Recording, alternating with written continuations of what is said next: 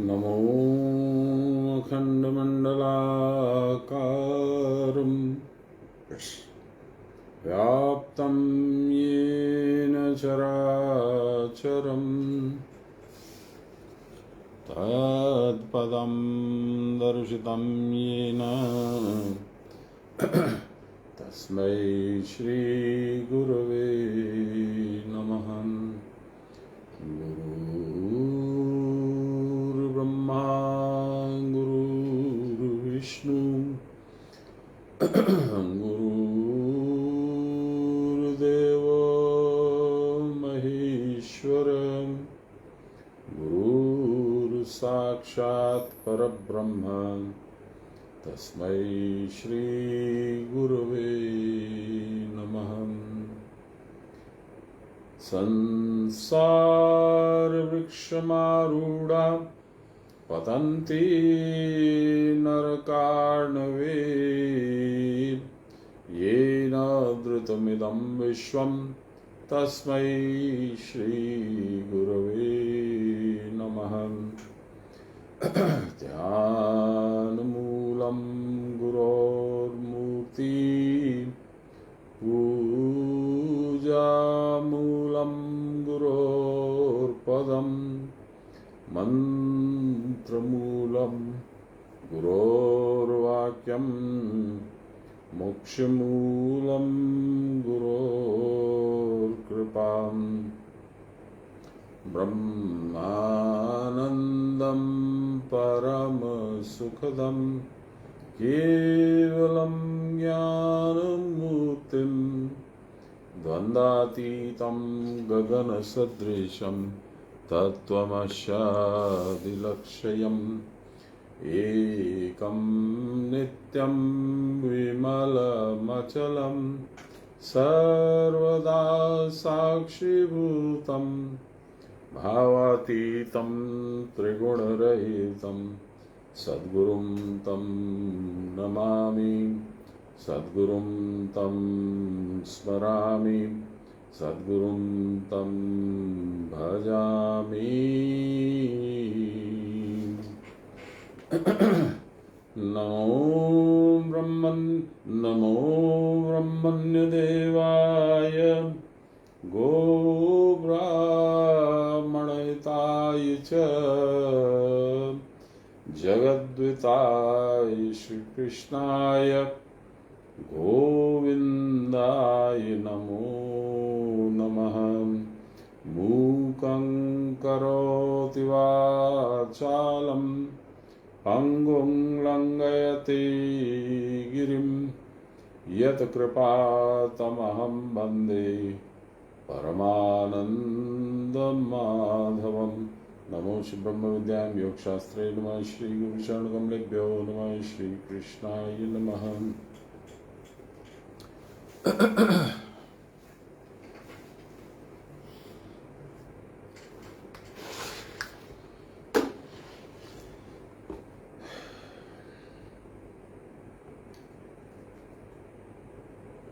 हम लोग शनिवार को 10 नंबर श्लोक तक पढ़े थे। उसमें सृष्टि क्रम का 9 और 10 नंबर श्लोक में भगवान ने सृष्टि क्रम का कुछ वर्णन किया था और उन्होंने कहा था मया यध्यक्षेण प्रकृति सूयते सचराचरम हेतुनानेन कौन्तेय जगद्विपरिवर्तते। मेरी अध्यक्षता में यानी under my control, under my management, प्रकृति सूयते सचराचरम, प्रकृति पैदा करती है, उत्पादित करती है, उत्पन्न करती है चर और अचर सबको।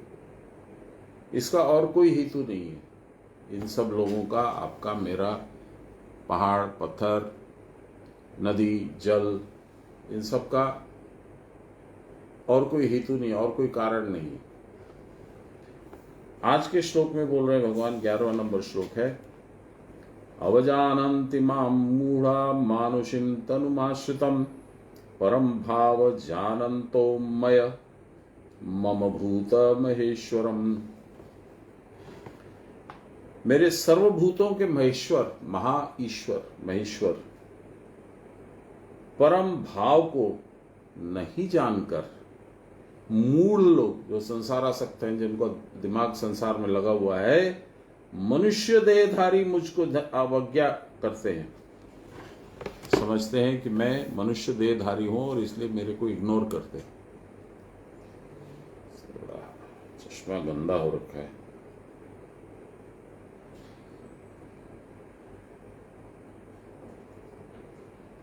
यानी मैं कौन हूं इसको लोग पहचान नहीं पाते। कौन लोग? जो मूढ़ हैं, यानी संसारासक्त हैं। देखिए, हम लोग के प्रत्येक मूर्ति में, विग्रह में, गणेश, हनुमान, दुर्गा, बहुत गुप्त रहस्य, काली, शिव इत्यादि, सब में गुप्त रहस्य। अधिकांश लोग इसको न समझते हैं, न समझने की चेष्टा करते हैं, न उनको कोई समझाने वाला मिलता है। ये तो भाग्य मेरा अच्छा था, गुरु महाराज बहुत सुंदर तरीके से इसको समझाते थे और मुझे बड़ा आनंद आता था, रुचि प्राप्त होती थी, संतुष्टि प्राप्त होती थी। तो इसीलिए मैं उनके पास शाम को 5 बजे, मैक्सिमम 5 बजे, 4:45 में ही चेष्टा करता था, से लेकर के मैं 12:30 के पहले कभी नहीं निकलता था। वो बोलते रहते थे, अरे लेट हो गया, जाएगा नहीं घर? हाँ बाबा जाऊंगा, हाँ बाबा जाऊंगा, ऐसे करके आधा पौन घंटा और निकाल देता था। लास्ट में बोलते, जा घर जा, बहुत लेट हो गया, सब सो गए होंगे, सब तेरा वेट करते होंगे, ऐसे ऐसे। तो एनीवे, तो कल परसों मैंने एक गणेश जी का, उनके आकृति का, विग्रह का एक फॉरवर्ड किया था पोस्ट। ये मुझे किसी मेरे मित्र मंडली में मिला था। ये सुधांशु त्रिवेदी जो है, भारतीय जनता पार्टी के स्पोक्स पर्सन, उनका है। ज्ञानी है, इंजीनियरिंग पास है, लॉ पास है, बहुत कुछ किया उन्होंने। लेकिन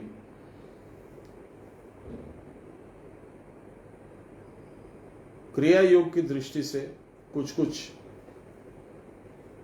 छोटे छोटे गैप्स हैं उनके विश्लेषण में, वो आज हम लोग डिस्कशन करेंगे और उसको विस्तार से समझने की चेष्टा करेंगे।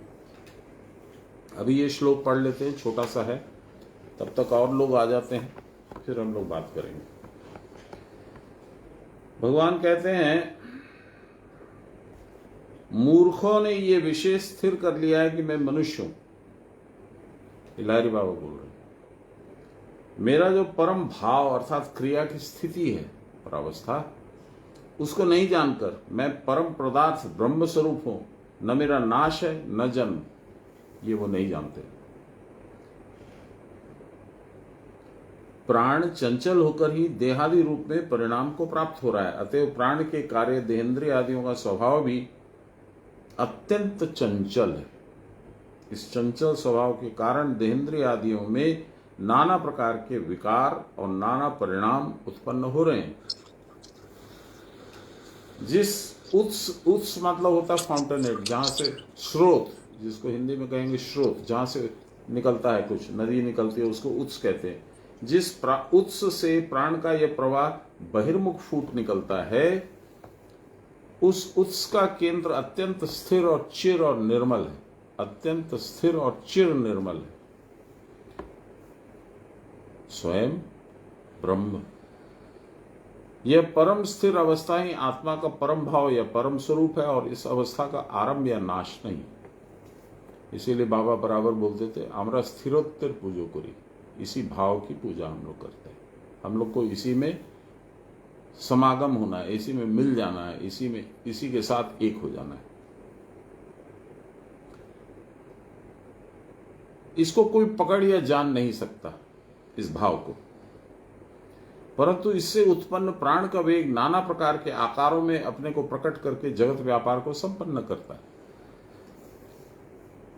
मूर्ख लोग इस आकार युक्त जीव भाव को असल समझकर इस नाम रूप को प्राणपन से पकड़े रहते हैं। अब वो मैं 2-3 बार 4 बार सुना चुका हूं, पर ये यहाँ पे फिट होता है, इसलिए मैं फिर से सुनाता हूं। प्रहलाद सिंह जी टिप्पणियां का गाया हुआ कबीरदास जी का भजन है। थारा रंग महल में अजब शहर में, अजब शहर माने शरीर, रंग महल माने कुटस्थ, जहां सब कुछ दिखता है, जो चाहो, जिस तरह का डांस चाहो, जिस तरह की जानकारी चाहो, सब मिलेगा, रंग महल। तारा रंग महल में अजब शहर में, आजा रे हंसा भाई जीव, आजा रे हंसा भाई, निर्गुण राजा ने त्रिगुण सेज बिछाई। त्रिगुण सेज कहाँ है? कुटस्थ में। यहीं पे तीनों ईड़ा, पिंगला और सुषुम्ना एक जगह पे अधोमुखी त्रिकोण में डॉट्स के साथ मिलती हैं। अरे हारे भाई ईना मंदरिया देव नाही, झालर कूटे गरज कसी। ये जो तुम मंदिर जाते हो वहां देव नहीं है, देव तो तुम्हारे अंदर है। तुम्हारी स्थिरता ही परब्रह्म है, पर वो स्थिरता तो तुम जानते भी नहीं हो, पहचानते भी नहीं हो, इसलिए तुम वहां जाकर के घंटे बजाते हो, टंग टंग टंग टंग टंग। और है बेहद की तो गम नाही, और हदिया के साथ प्यार है। हद माने शरीर, आकार, विग्रह वाले, ये हद वाले हैं। और बेहद कौन है? निराकार ब्रह्म, सब जगह है, कहीं नहीं है। अणु से छोटा और महत से बड़ा, वह है निराकार।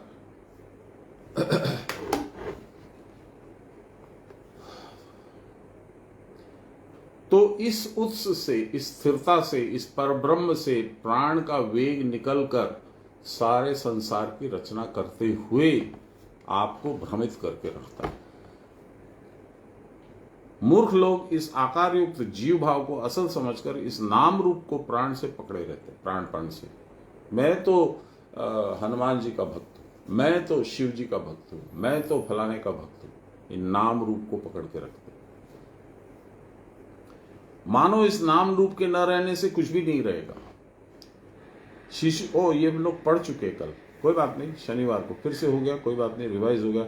शिशु जिस प्रकार माता के स्तन पीयूष प्रवाहक स्तन को असल समझकर छोड़ना नहीं चाहता है, उसके मूल उत्स की ओर उसका लक्ष्य नहीं है।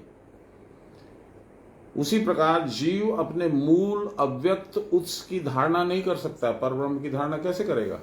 उसकी क्षमता ही नहीं है, इतना वो अस्थिर है। इसलिए सामने जिस नाम रूप में कार्य कारण के संघात रूप देह प्रकृति को देखता है, उससे पृथक अव्यक्तावस्था को कदापि नहीं समझ सकता। सब रूपों के भीतर वो एक अरूप महेश्वर रहते हैं, वह हमको दिखते नहीं है, क्योंकि हम अज्ञान आंध हैं, अज्ञान के द्वारा अंधा किए हुए हैं।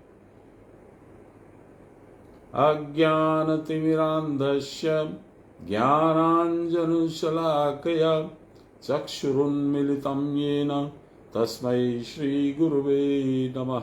इस अज्ञान रूपी अंधकार को दूर करने के लिए, हमारे चक्षु को उन्मीलित यानी खोलने के लिए भगवान ज्ञान की सलाखा से, ज्ञान की सीख, जिससे पहले के जमाने में हम लोग सुरमा लगाते थे, उस सीख से आँख को खोलते हैं, तब हमको दिखाई देता हमारा मेन असल उत्स रूप, जहां से हम प्रकट हुए।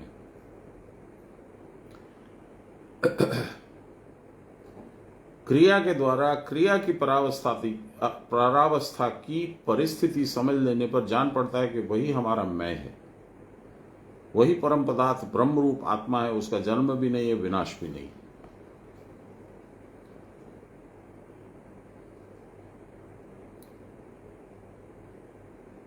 मोधाशा मोद कर्मणो मेध ज्ञाना विचेतसः राक्षसी मासुरिन चैव प्रकृति मोहिनीं श्रिता। प्रकृति का वर्णन कर रहे हैं, पहली अज्ञान स्वरूपा और फिर ज्ञान स्वरूपा का वर्णन करेंगे शायद। अभी तो अज्ञान स्वरूपा का वर्णन सुनते। विफल आशा वाले, निष्फल कर्म में रत, विफल ज्ञान संपन्न, विक्षिप्त चित्त वाले व्यक्ति बुद्धि को भ्रंश करने वाली हिंसा प्रवण तामसी और दंभ दर्प काम आदि प्रवण राजसी प्रकृति को आश्रय करते हैं।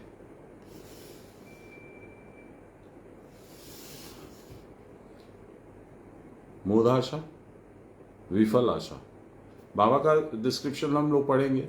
मेरा अनुमान है संसार की जो भी आशा है वो विफल है, क्योंकि संसार पाकर के भी कुछ नहीं पाइएगा।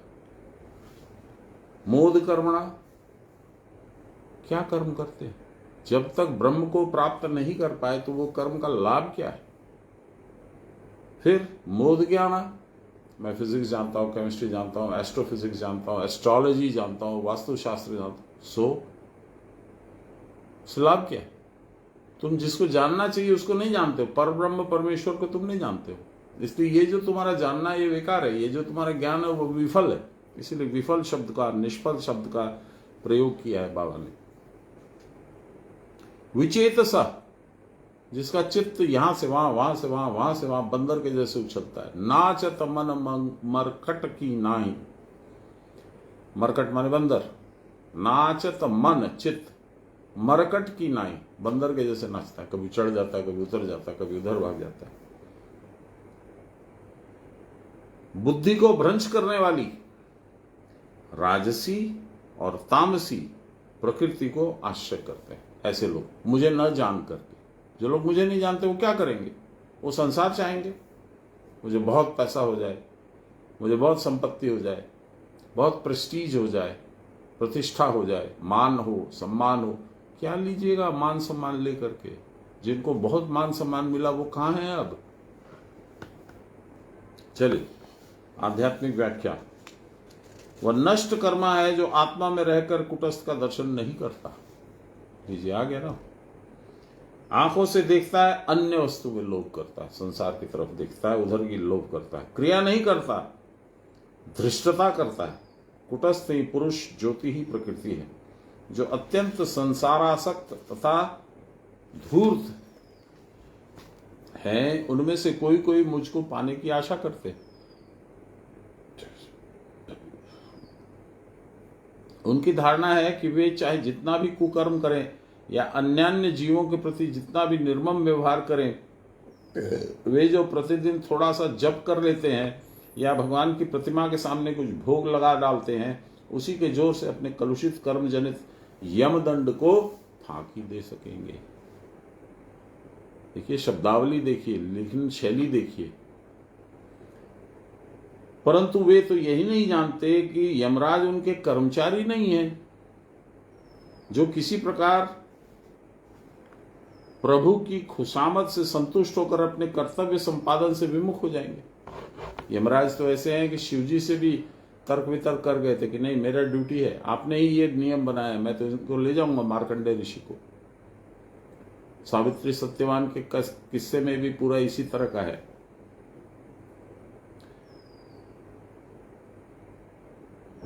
यम मैं स्वयं हूं, ब्रह्म बोल रहे हैं, मैं स्वयं यम हूं। यम संयमतामहम, धर्म अधर्म के फल प्रदान रूप निग्रह अनुग्रह कार्यों में मैं यमराज हूं। उन लोगों की सारी चेष्टाएं निष्फल होती हैं, वे यम दंड से मुक्त हो गए, ये व्यर्थ आशा किए बैठे हुए। कबीरदास जी का एक पद है, मुझे याद आ गया। कहे कबीर नर तब ही जागे, यम का दंड मुंड में लागे, अपने कर्म की गति में क्या जानू, मैं क्या जानू बाबा रे। उनके कर्म भी निष्फल हैं, क्योंकि वे मद विभूति मद विमुख हैं, मेरे विपरीत हैं, मेरी तरफ नहीं देख के किए गए, संसार की तरफ देख के किए गए कर्म। पैसा मान प्रतिष्ठा इसी के लिए किए गए। मुझको नहीं चाहते, परंतु मेरे दिए हुए धन आदि के प्रति उनका विशेष लोभ है। उस लोक को चरितार्थ करने के लिए वे कभी कभी मेरी या अन्य देवता की पूजा करते हैं, याग यज्ञ भी कर लेते हैं। मेरे प्रति ममत्व के अभाव में उनकी तपस्या या क्रिया आदि भी व्यर्थ हैं, और जिनको शास्त्र ज्ञान है, खूब अध्ययन भी किया है, परंतु कुतर्क का आश्रय लेते हैं, इलॉजिकल लॉजिक, कुतर्क, वे इच्छानुसार अन्याय कार्य करेंगे और उनको शुभ कर्म और शास्त्र अनुमोदित कर्म प्रमाणित करने के लिए कुतर्क द्वारा भी चेष्टा करेंगे गलती, लेकिन उसको सही ठहराएंगे, शास्त्रों का तोड़ मरोड़ करके लॉजिक प्रेजेंट करेंगे और कहेंगे नहीं, ये मैं जो कर रहा हूं ये ठीक कर रहा हूं, इसमें देखिए शास्त्रों में भी इसको लिखा है। महामार प्रणाम देवेंद्र।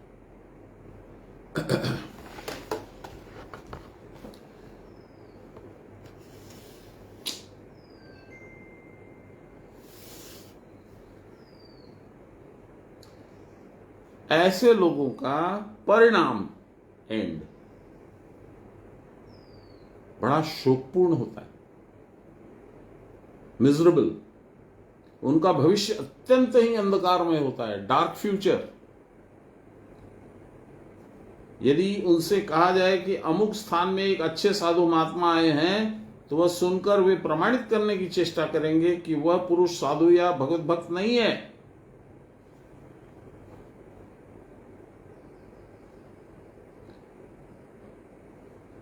यदि अंततः कोई त्रुटि न मिली, उस साधु महात्मा में कोई खोच नहीं मिली, कोई त्रुटि नहीं मिली, किसी तरह का डिफेक्ट नहीं मिला, तब क्या करेंगे? इस प्रकार पेट भरकर जो 2 वक्त भोजन करता है, वह फिर साधु कैसा? जो उपवास नहीं करता, फूंक मारकर आंख बाहर नहीं निकाल सकता, वह फिर साधु कैसा? ऐसे लोग मेरे भक्त की भी अवज्ञा करते हैं और मेरी भी अवज्ञा करते हैं। They defy me and they defy my believers and devotees. उनमें से कोई भगवान को भी मानना नहीं चाहते हैं। कुछ लोग किसी व्यक्ति विशेष का साधारण ऐश्वर्य देखकर उसी को भगवान कहने के लिए तैयार रहते हैं। इन सारे अल्पज्ञ, अल्प छोटा, कम, अज्ञ माने जानकारी, कम जानकारी वाले पुरुषों को उनका महात्म्य ज्ञात नहीं है भगवान का। भगवान के अवतीर्ण होने पर भी यदि उनको केवल लीला पुरुष मात्र समझा जाए तो ज्ञान व्यर्थ है। वह दृश्य में आते हैं तो भी दृश्यमान रूप मात्र ही उनका स्वरूप नहीं है। जितना दिख रहा है उतना ही उनका स्वरूप नहीं, उनका स्वरूप उससे बहुत ज्यादा है। क्या है ज्यादा? उनका रूप कोई प्रकृति, उनका रूप कोई आकृति नहीं है, इट्स नॉट अ शेप। तो फिर क्या है? परंतु समस्त आकृतियों में जो सच्चिदानंद रूप भासित होता है, वह उनका असल रूप है। The bliss and the joy which pervades entire creation is his real roop. हम लोग तो पढ़ते हैं ना, ब्रह्मानंदम परमस्पदम केवलम ज्ञान मूर्ति। ज्ञान, उनको देख के आप नहीं समझ सकते हैं। तो आप कृष्ण को, राम को देख करके कहाँ राक्षस लोग समझ पाते थे? कहाँ साधारण जो कुकर्मी लोग थे, दुर्योधन था या कर्ण था, ये लोग कहाँ पहचान पाए भगवान को? बहुत लेट में पहचाने। अंत समय में कुछ कुछ उनको समझ में आया कि हम लोग भूल किए। कौरव में जब शांति दूत बन करके कौरव सभा में जब भगवान गए थे, तो क्या बोला उसने? पकड़ लो ग्वाले के बच्चे को, और चेन वेन से बांधने का प्रयास किया था। भगवान ने कहा पकड़ सकते हो तो पकड़ो, भगवान को कौन पकड़ेगा?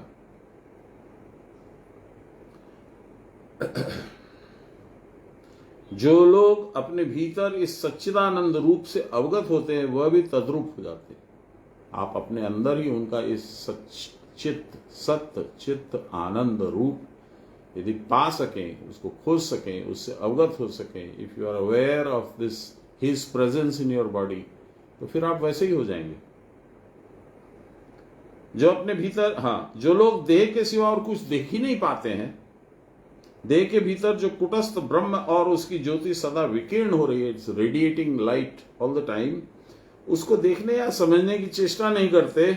जिन्होंने सारी इंद्रियों को कुछ सांसारिक लाभ की प्रत्याशा में नियुक्त कर डाला है, ब्रह्म मार्ग की क्रिया बतला देने पर भी हठकारिता के वश जो उसमें प्रविष्ट नहीं होना चाहते हैं या उसके लिए कुछ परिश्रम नहीं करना चाहते हैं, वे समस्त मूढ़ विक्षिप्त चित्त वाले भगवान, वह समस्त विक्षिप्त चित्त वाले लोग भगवान से प्रीति नहीं कर सकते हैं। They can not love the almighty.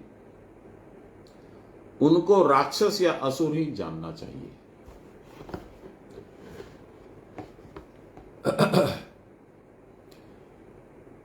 महात्मानस्तु मां पार्थ देवीं प्रकृतिमाश्रिता भजन्त्य अन्यन मनसो ज्ञात्वा भूतादि व्यव्ययम्।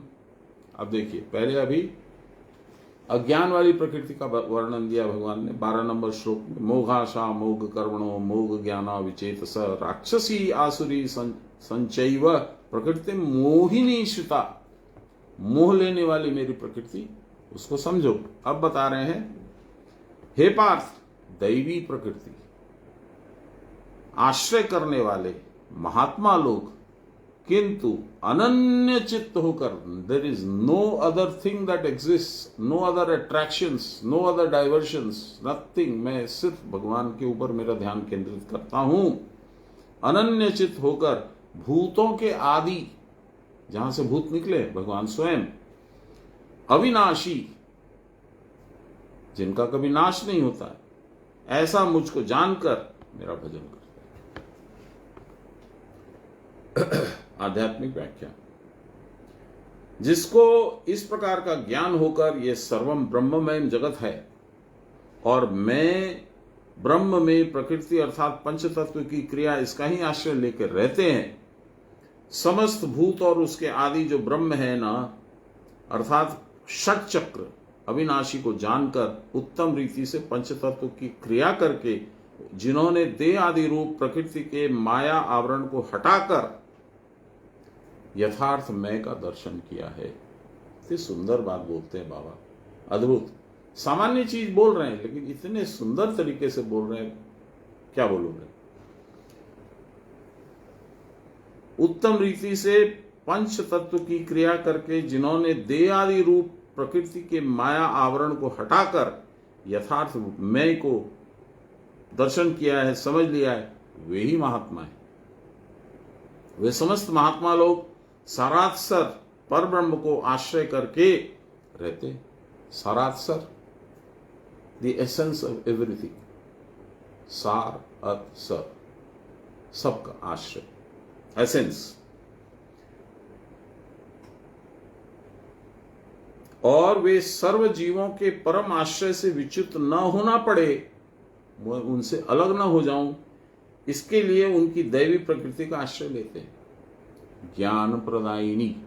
असुर लोग और राक्षस लोग क्या करते हैं? अज्ञान प्रदायिनी में मोहित रहते हैं, इसीलिए वो लोग ब्रह्मा को पुकारते हैं।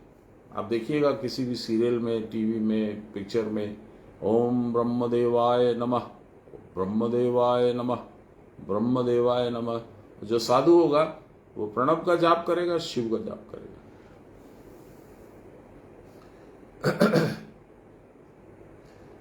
जब तक प्राण चंचल होकर बहिर्मुखी रहता है, नहीं, एक लाइन छूट गई, फिर से पढ़ता हूं। प्राण ही भगवान की प्रकृति है, उसका ही अवलंबन करके ये जगत क्रीड़ा होती है। जितना जगत दिखता है या नहीं दिखता है, या जो कुछ होता है या नहीं होता है, सब प्राण को पकड़ के ही होता है, प्राण के होने के कारण ही होता है।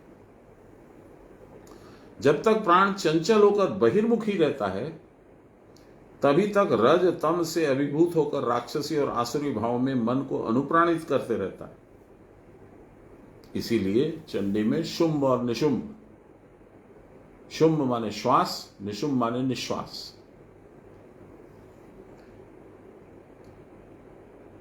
तभी तक वह रज तम से अभिभूत होकर राक्षसी और आसुरी भावों से मन को अनुप्राणित करता है, परंतु जो क्रिया करके महात्मा होते हैं वे जगत के स्थिर प्राण रूपी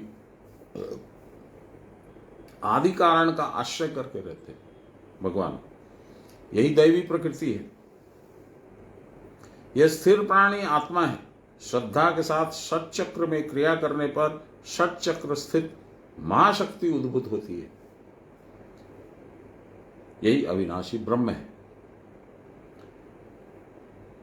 यह अव्यक्त अचंचल महास्थिर रूप ही पर ब्रह्म वासुदेव है। महात्मा लोग इस सर्वमय वासुदेव को ही भजते हैं। ये महात्मा 3 श्रेणियों में विभक्त हैं। 3 टाइप्स ऑफ महात्मास। कौन? जिन्होंने इस दुर्लभ अवस्था का आस्वादन प्राप्त किया और इसके कारण जगत के अन्य सारे व्यापारों को तुच्छ जानकर जो उनकी आराधना में तत्पर है। Those who know him, those who have experienced him and thereby जो संसार को इग्नोर करते हैं, उन्हीं में लगे रहते भगवान में। पहला। दूसरा, जो शुद्ध चित्त होकर आत्म संस्थित हो गए हैं, जिनका चित्त स्वभावतः एकाग्र होकर निरुद्ध हो गया है, बुद्धि सारावलोकिनी होने के कारण जिनकी ज्ञान दीप्ति पूर्ण परिस्फुट हो गई है, यह दुर्लभतर अवस्था है। और तीसरी दुर्लभतम अवस्था है वह जबकि आत्मा के सिवा और किसी वस्तु का ज्ञान ही नहीं रहता है। तब जीव भाव परमात्मा भाव में डूब जाता है। यही है अहंकार के ओंकारे विषय देवा, जो बाबा ने बोला था। यही है संपूर्ण योग। यही इंद्रियों की अगोचर अव्यक्तावस्था या क्रिया की प्रावस्था है। यह एक विचित्र दशा है जिसके संबंध में कुछ कहने का भी उपाय नहीं है। उस समय यह भी नहीं कह सकते कि ब्रह्म है। जिसके पाने पर सब कुछ प्राप्त हो जाता है वही कारणवारी का स्वरूप है। उसके भीतर सब विश्व संसार है भी और नहीं भी है। जिस प्राण अग्नि के तेज से यह विश्व संसार उत्पन्न होता है, वह प्राण जब क्रिया की परावस्था में ऊर्ध्व अर्थात मस्तक में गमन करता है तो सारे सांसारिक विषय निवृत्त हो जाते हैं। इस प्रकार की जगत दृष्टि ही भवरोग है। संसार को देखना ही भवरोग है। कारणबारी ब्रह्म है, उसमें रहना ही भवरोग की औषधि है। कारणबारी कुटस्थ। यह अवस्था प्राप्त करने के लिए क्रिया रूपी औषधि का सेवन और सेवन करने पर क्रिया की परावस्था प्राप्त होगी और क्रिया की परावस्था में अंतर और बाहरी विषयों से चित्त प्रत्यावृत होकर ब्रह्म में प्रकृष्ट रूप से लीन हो जाएगा। क्रिया की परावस्था ही सद्भाव या आदि भाव है, उसका कभी विनाश नहीं होता। 14 नंबर श्लोक। सततम कीर्तयन्तो माम यतन्तश्च दृढ़व्रता नमस्यन्तश्च माम भक्त्या नित्युक्ता उपासते। ऐसे लोग क्या करते हैं? कोई सर्वदा कीर्तन करके, कोई दृढ़ नियमस्थ होकर के, नियम बांध करके अपना रूटीन एक नियम के अनुसार बना लिया, प्रयत्न पूर्वक with a lot of effort मेरी उपासना करते हैं। और कोई भक्ति पूर्वक प्रणाम करके, दूसरे कोई सर्वदा समाहित होकर स्व अहम चिंतन के द्वारा मेरा भजन करते हैं।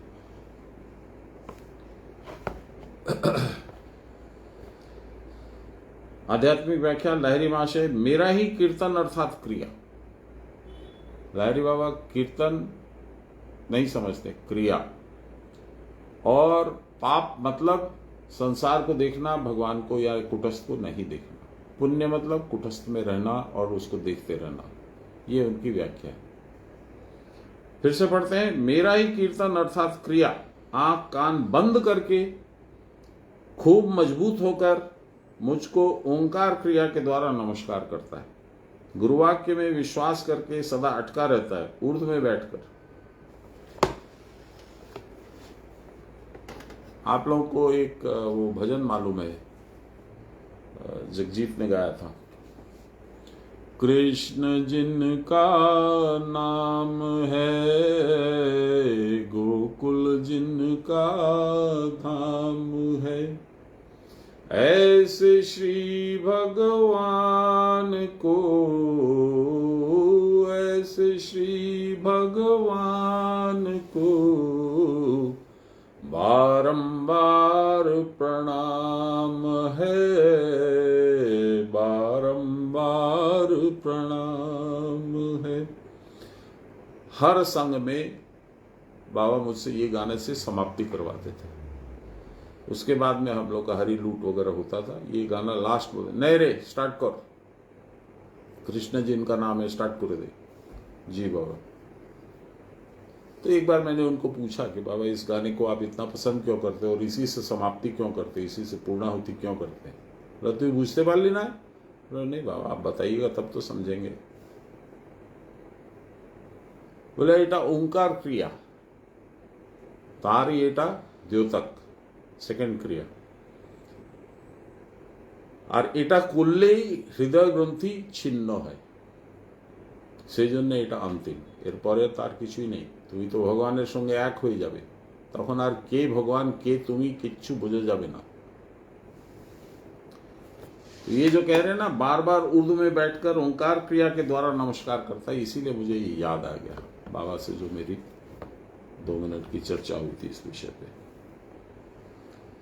भगवान के भजन के लिए चाहे जो भी मार्ग चुन लो, उसमें हमारी श्रद्धा होना आवश्यक है। यह मार्ग अतिशय दुर्गम है, very difficult to tread on this path. इस रास्ते में जाना बहुत कठिनाई पूर्ण है, इसलिए श्रद्धा के साथ उस लक्ष्य के प्रति तथा वहां पहुंचने के उपाय के लिए बारंबार आलोचना करना आवश्यक है। ये गलती हम लोग हरदम करते हैं। आप जितने भी साधक लोग हैं वो उनको मैं याद करा देता हूं, मालूम तो सभी को होगा कि 6 महीने में एक बार क्रिया चेकिंग होना चाहिए। ये जो बोल रहे हैं बाबा, वहां पहुंचने के उपाय की बारंबार आलोचना करनी आवश्यक है। क्या आलोचना कीजिएगा? साधन ठीक कर रहे हैं कि नहीं, ध्यान ठीक लगा रहे हैं कि नहीं, क्रिया मेरी ठीक हो रही है कि नहीं, यही तो वही आलोचना करनी आवश्यक है। मैंने बाबा को पूछा था, तो एक दो दूसरे लोगों से जिनको मैं समझता था कि बहुत उच्च साधक हैं, अच्छे साधक हैं, उनसे मैंने अपनी क्रिया चेक कराई। तो मुझे लाभ होने के बजाय कुछ नुकसान हो गया, क्योंकि वो लोग अपनी जो कुछ गलतियां थी उसको मुझ पे लोड कर दिए कि नहीं इसको ऐसे करना नहीं है, ऐसे करना है। तो मैं थोड़ा असहज हो गया। तो मैंने बाबा से पूछा, तो बोले कि के बोले छे। एनीवे वो कहानी मैं बहुत बार सुना चुका हूँ। तो मैंने कहा बाबा क्या सही है बता दीजिए। तो उन्होंने बताया था कि नहीं ऐसे नहीं ऐसे। और उसके बाद जब 2-3 बार ऐसा हो गया, उसके बाद मैं बाबा से ही क्रिया चेक कराता था, दूसरे किसी से नहीं कराता था। और वो बड़ा कष्ट भी पाते थे, सुबह से भूखे रहते थे, खाली पेट रहते थे। लेकिन क्रिया चेक करने के टाइम में वो कोई ये नहीं कि मेरे को हड़बड़ है, मेरे को भूख लगी है, मैं बेचैन हो रहा हूँ, कुछ नहीं। 2 बजे 3 बजे तक वो खाली पेट रह करके क्रिया चेक करते। इतनी हाई शुगर थी उसके बावजूद। तो बहुत जरूरी है आलोचना करना। एक आलोचना और हो सकती है जो आपको अनुभूतियां होती हैं, कुछ यदि होती हैं तो आपके समकक्ष जो हैं, जो आपके लेवल पे साधक हैं या आपसे ऊंचे लेवल पे जो साधक हैं, उनसे आप चर्चा कर सकते हैं।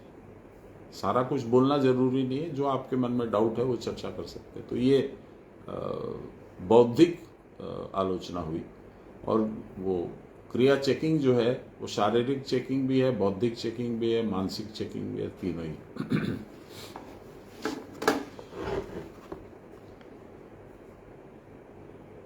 इसके बिना बहिर्मुख चित्त अंतर्मुख नहीं होगा।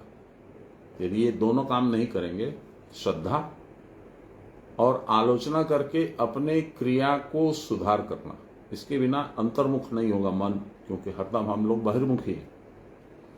इसके लिए एक और जहां साधक को विक्षेप रहित होना पड़ता है। साधन कर रहे हैं और सोच रहे हैं कि वो अभी फलानी जगह जाना है, वहां फलाने से अपॉइंटमेंट है, उससे ये बात करेंगे, और साधन भी चल रहा है, तो कैसे होगा? उसी प्रकार चित्त संयम के लिए दृढ़ व्रत अवलंबन करना पड़ता है।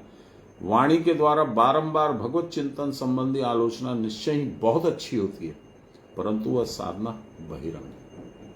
इसलिए ये जो है ना, उसका एक श्लोक है बड़ा सुंदर, मुझे बड़ा पसंद है। मच्चित्ता मद्गतः प्राणा बोधयन्तश्च परस्परम कथयन्तश्च माम नित्यम तुष्यन्ति च रमन्ति च। भगवान ने कहा है मच्चित्ता, जिन्होंने अपने चित्त को मेरे चित्त के साथ लगा दिया है। मद्गतः प्राणा, जिन्होंने मेरे प्राण के अंतर्गत अपने प्राणों को लगा दिया। मच्चित्ता मद्गतः प्राणा बोधयन्तश्च परस्परम, अपना अपना बोध बताते हैं। बोधयंतश्च परस्परम कथयंतश्च माम नित्यम, मेरी ही कथा करते रहते हैं हरदम, और ऐसा करके तुष्यंती च रमंती च, संतोष प्राप्त करते हैं, आनंद प्राप्त करते हैं और उसी में लगे रहते हैं। इसीलिए मैंने कहा कि अनुभूति की चर्चा अपने लेवल के साधक से, अपने से हायर लेवल के साधक से की जा सकती है, कुछ कुछ, सारा कुछ नहीं। यदि गुरु शरीर में है तो उनसे बात कीजिए, उससे तो उत्तम कुछ हो ही नहीं सकता। वाणी के द्वारा बारंबार भगवत चिंतन संबंधी आलोचना निश्चय बहुत अच्छी है, परंतु ये साधना बहिरंग है, ये बाहर की साधना हो गई, अंदर की साधना नहीं हुई है। इससे मन को अंतर्मुख करना कठिन होता है, इसलिए कुछ कुछ अंतरंग साधना भी आवश्यक है। भगवत चर्चा बारंबार करने के समान प्राणायाम के साथ अनुलोम विलोम में जो भगवत स्मरण होता है, उससे मन का बहिर्मुख भाव और भी आसानी से निवारित हो जाता है। मन अंतर्मुख होने पर ही निरुद्ध होगा, और निरुद्ध चित्त में ही आत्म चैतन्य का स्वरूप साक्षात्कार होता है। इसी को कहते हैं स्वस्वरूपा दर्शन। आपका स्वरूप क्या है उसका दर्शन होगा।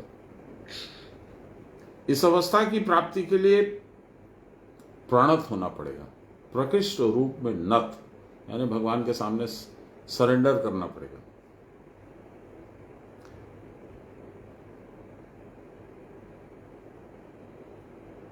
इस अवस्था की प्राप्ति के लिए प्रणत होना पड़ेगा, प्रकृष्ट रूप में नत होना ही प्रणत भाव आ गया। मन को नत कहां किया जाए? आत्मा के सामने।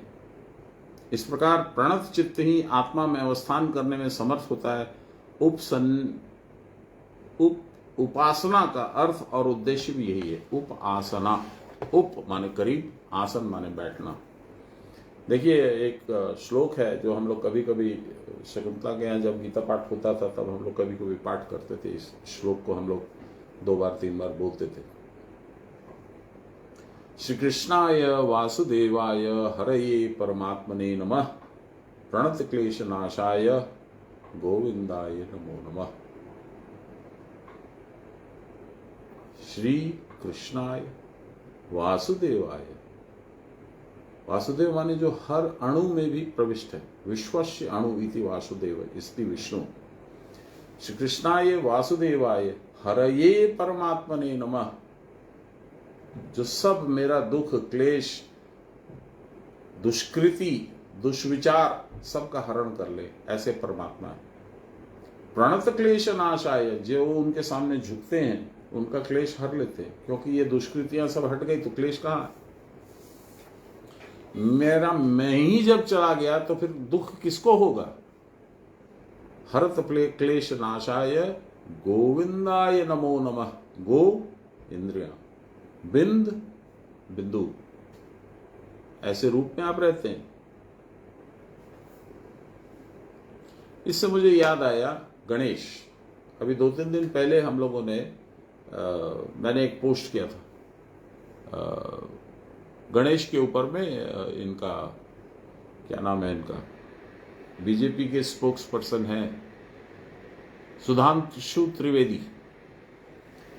चूंकि वो क्रिया योग से वाकिफ नहीं है, इसलिए उनका विश्लेषण थोड़ा सा बहिरंग है, आंतरिक बात पूरी सी नहीं बोलते उन्होंने, लेकिन बहुत सुंदर बोला है, मुझे बहुत अच्छा लगा, इसलिए मैंने पोस्ट किया। गणेश कौन है? पहली बात तो देखिए, गणेश के पैदा होने की बात याद करें हम लोग। पार्वती यानी मां शक्ति, यानी मां प्रकृति, वह अकेली थी, उनका मन नहीं लग रहा था, तो उपटन था थाल में, उपटन, उसको उन्होंने एक मानुषी आकृति दी, एक बच्चा बनाया और अपनी ताकत से प्राण उसमें फूंक दिया। अब उसको तो पिताजी का दर्शन नहीं है, जो है उसके लिए संसार में मां ही है। बड़ा सुंदर रूप था और उपटन का बना था, इसलिए वो रंग भी उनका पीला था, इसलिए गणेश जी को सब चीज पीली चढ़ती, पीला फूल, पीला वस्त्र, लड्डू। तो आप लोगों को मालूम है कि पार्वती जी बोली तू खड़ा हो जा बाहर, मैं स्नान करूंगी, कोई भी अंदर नहीं आने पाए। तो जो भी जाता था शिव जी का मैसेज लेके, एक दो लोग आए, नंदी भी आए और भी आए, तो गणेश ने भगा दिया। युद्ध कौशल भी था पूरा। वो गए लोग, गण लोग गए, शिव जी से कंप्लेन किया तो शिव जी आए। तो शिव जी को बोले कौन हो भाई, रुको, कहाँ जा रहे हो? बोले मिलना है पार्वती जी से। बोले ना, आदेश नहीं है, रुके रहो। अब शिव जी को नहीं पहचानता तो उसका क्या दोष है? तब शिव जी ने त्रिशूल मार के उनकी गर्दन काट दी। आप देखो क्या वार हुआ, त्रिशूल, मूलाधार, हृदय और जिह्वा एक साथ में तीनों ग्रंथि खुल गई, उन्मूलित हो गई और देहात्म बोध खत्म हो गया। अब कहानी ये कहती है कि पार्वती जी को जब पता चला, वो बहुत रौद्र रूप में आई और शिव जी को कुछ कुछ बोलने लग गई। तब शिव जी ने कहा अच्छा कोई बात नहीं, मैं इसको पुनर्जीवित कर देता हूं। तो उन्होंने कहा कि उत्तर दिशा में जाओ, सबसे पहला जो जानवर मिले उसका सिर काट के ले आओ। ये कहानी है, वास्तविक नहीं है। तो एक हाथी मिला, उसका सिर काट के लाके शिव जी ने फिट कर दिया। तो अर्ध नर और अर्ध हस्ती हाथी, जैसे नर सिंह वैसे ही नर हस्ती गणेश जी बन गए। गण ईश शब्द पे जाइए, गण ईश। गण कौन है? आपके गण है आपकी इंद्रियां। तो आपकी इंद्रियों के ईश यानी भगवान यानी मालिक कौन है? गणेश। इसीलिए प्रथम पूज्य है। आप किसी भी पूजा को बैठोगे, किसी भी शुभ कर्म को बैठोगे, गणेश की स्तुति होगी, गणेश की पूजा होगी, उसके बाद ही दूसरा कुछ काम होगा। क्यों? क्योंकि वो आपके गण यानी इंद्रियों के अधिष्ठात्री देवता हैं। उनको चलाने वाले, घुमाने वाले, फिराने वाले, स्थिर करने वाले या चंचल करने वाले वही है। तो वो प्रसन्न होंगे तो आपकी इंद्रियों को स्थिरत्व देंगे, तब दूसरी पूजा जो है वो सफल होगी। ठीक। अब देखिए हाथी क्यों? सुधांशु जी ने कहा क्योंकि उसके अंदर हाथी के सिर में गज मुक्ता होती है। मुक्ता माने मोती। आपके सिर में भी है, गणेश जी में आप में कोई फर्क नहीं। आपके अंदर कौन सा मोती है? कुटस्थ में किसी किसी भाग्यवान शिष्य को गुरु कृपा से दिखते हैं, दो तरह के मोती दिखते हैं, एक स्वर्णिम और एक चांदी का मोती। ये क्या है? ये हिरण्यगर्भ का प्रथमावस्था है।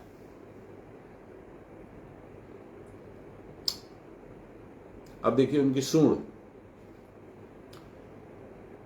में इड़ा और पिंगला दोनों है, क्योंकि वो सूंड ही से लेते हैं। और सूंड के दो भाग होते हैं, आपको मालूम है। बीच में एक झिल्ली रहती है, जिससे दोनों दो भाग में डिवाइडेड रहती है। लेकिन वो सूंड कहां से चल रही है? नाभि से। आप गणेश जी की सूंड देखिएगा, बहुत लंबी नहीं है, नाभि तक आती है। इसलिए ईड़ा, पिंगला और सुषुम्ना तीनों से वो श्वास लेते हैं। इसी को अमावस्या कहते हैं। अब उनके दो दांत थे।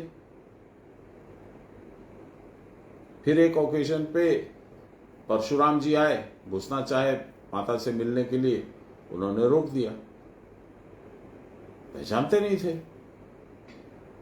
तो उन्होंने एक अपना परशु यानी कुल्हाड़ी, या उसको यूं कहिए गंडासा, या जो भी कहना चाहें आप, एक्स फेंक करके गणेश जी का एक दांत तोड़ दिया। कौन सा दांत तोड़ा? दाहिना। दाहिना दांत क्या है? प्रवृत्ति। बायां दांत क्या है? निवृत्ति। तो गणेश जी दिखा रहे हैं कि मेरा प्रवृत्ति रूपी जो दांत था उसको मैंने तोड़ के हाथ में ले लिया, यानी संसार से मैं विलग हूं और निवृत्ति के साथ हूं। और इस तरह से आप जब संसार को अलग कर दीजिएगा, प्रवृत्ति को अलग कर दीजिएगा, निवृत्ति के साथ आप ऊपर चढ़िएगा, तो पहले आपको गजमुक्ता का दर्शन होगा, फिर आपको रिद्धि सिद्धि यहां पे मिलेंगी। रिद्धि और सिद्धि, सिद्धि क्या है? यौगिक क्षमता। सिद्धि का असल मतलब है इच्छा रहित अवस्था। हम लोग सिद्धि का मतलब समझते हैं कि जो चाहिए सो कर लीजिए, लाभकारी सांसारिक लाभ उसमें होगा सिद्धि में। ऐसा नहीं है, वो सिद्धि नहीं है, वो उपलब्धि है।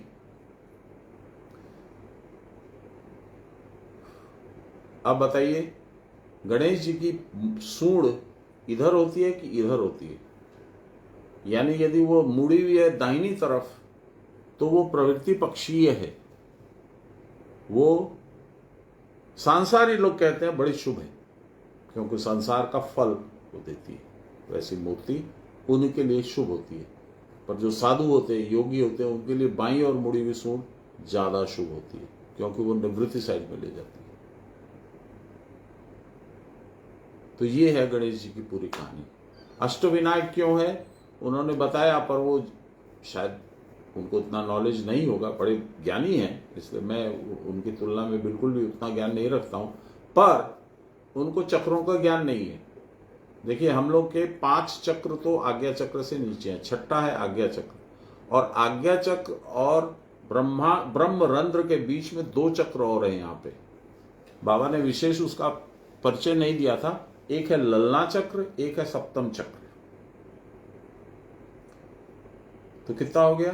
6, 7 ललना चक्र, 8 सप्तम चक्र, या सप्तम चक्र और ललना चक्र 8 चक्र, इसलिए अष्टविनायक। हर चक्र में गणेश जी बैठते हैं। ललना चक्र क्या है? वहीं पे कामधेनु का वास है। जिसने ललना चक्र को जीत लिया उसको कामधेनु यानी इच्छा के समेत तुरंत सब प्रकट हो जाएगा। जैसे हमारे गुरु महाराज 21 रसगुल्ले आए, उन्होंने 44 बना दिए। मंदार में हम लोगों के लिए 8 या 10 लैंचा आया उत्सव के समय में, और वो 25-26 लोगों में वितरित हो गया। किसी को 1, किसी को 2 मिला। यानी इतने छोटे से भांड में मनीष दा लेके आए थे और वो सबको मिला। ये ललना चक्र वाली कामधेनु का लाभ है। ये हर सिद्ध पुरुष को, जैसे गुरु महाराज थे, ये प्राप्त है। एक कहानी और बताता हूं आप लोगों को। तिवारी बाबा के तिरोधान के बाद में श्राद्ध के लिए कुछ लोग जोशीले थे, उनके शिष्य लोग, मेरे सब गुरु काका लोग, उन लोगों ने ये निश्चित किया कि पूरे भागलपुर को आमंत्रण देंगे। तो जोश में जोश ज्यादा होता है, होश कम होता है। अब चंदा हुआ तो बहुत छोटी राशि प्रकट हुई। पूरे भागलपुर को निमंत्रण जा चुका है, हजारों की संख्या में लोग आएंगे। महाराज आ गया, महाराज के सामने राशन रखा गया, तो बोला इसमें तो मैं तो इसको 2 घंटे में बना के खत्म कर दूंगा। उसके बाद तब सब एक दूसरे का मुंह देखने लगे। तो मनोरमा दीदी ने कहा कि जो रसोई घर का भंडार है, जहां ये राशन सारा रखा हुआ है, वहां श्री कृष्ण गोविंद हरे मुरारी करते हुए, घंटी और घड़ियाल बजाते हुए आप लोग एक परिक्रमा कीजिए। देखिए बाबा क्या करते हैं।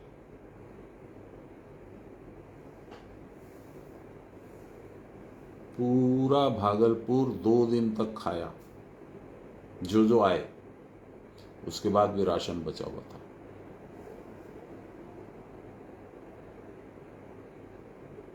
बाबा के साथ में बंदार गए थे। मेरा एक नौकर था गोपाल बोल के, उसको आता नहीं था खाना बनाना, मेरी वाइफ उसको सिखा रही थी। उसको खीर बनाने के लिए बोला गया, तो उसने जो खीर चढ़ाई,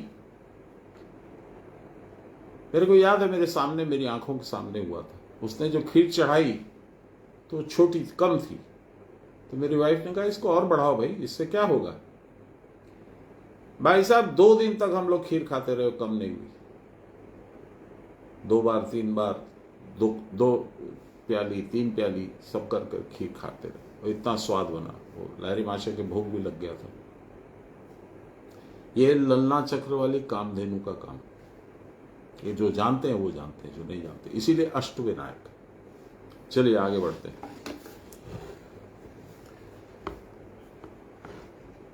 उपासना का अर्थ और उद्देश्य भी यही है। उप माने समीप, आस माने धातु को अर्थ स्थापना, यानी बैठना, अपने को भगवान के पास स्थापित करना ही उपासना का लक्ष्य है।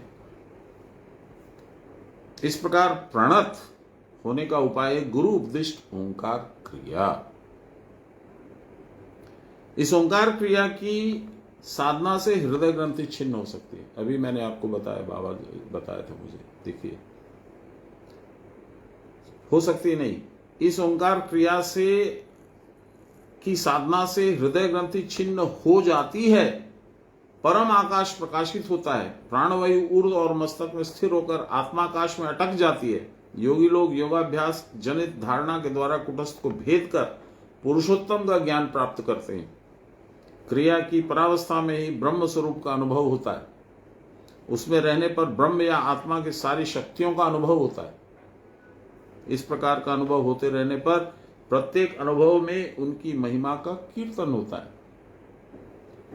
सुषुम्ना मार्ग में स्थित स्तंभ स्वरूप वायु जो इस शरीर को धारण की हुई है, उसमें जो रहता है और शरीर के 9 द्वार, 2 आंख, 2 कान, नासिका, मूल, लिंग, गुही द्वार और मन में ब्रह्म का स्वरूप अनुभव करता है, उसी की निरंतर भगवत सेवा होती है और उसी का भगवत सामीप्य में अवस्थान होता है। 15वां श्लोक, टाइम है ना, बस 5-6 मिनट है।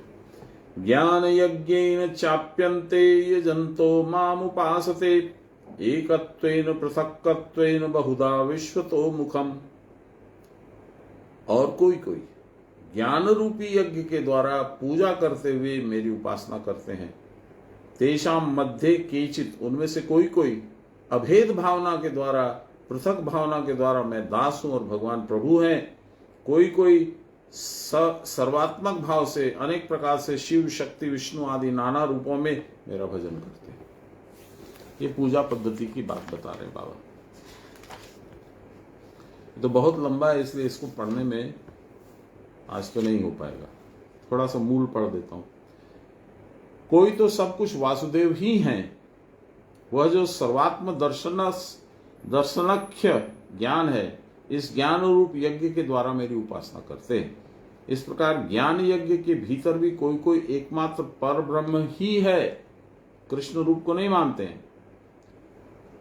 इस प्रकार की परमार्थ दर्शन रूपी अभेद भावना के द्वारा, पृथक भावना के द्वारा प्रभु तुम हो, मैं तो दास हूं, और कोई सर्वात्मक मुझको ब्रह्म आदि विविध रूपों में जानता है। सर्वात्मक माने सब में मैं ही हूं।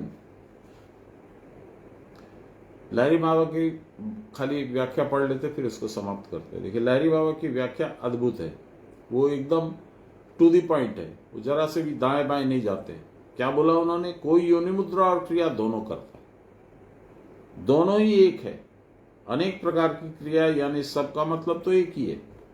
जो महात्मा हो गए हैं उन्होंने साधन के बल से ही इस अवस्था को प्राप्त किया है। पूर्व श्लोकों में भी अनेक साधनाओं की बात की गई है, यहां विशेष करके ज्ञान यज्ञ की बात कर रहे हैं, यानी योनि मुद्रा।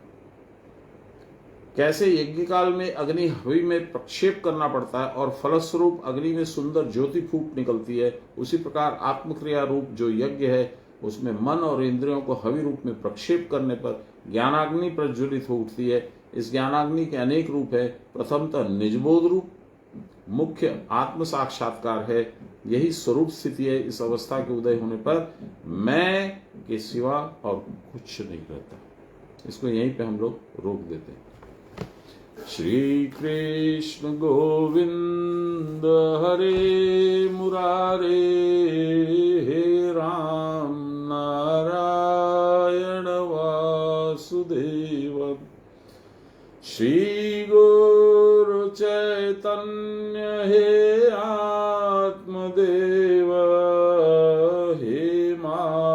दुर्गे हर विश्वनाथ।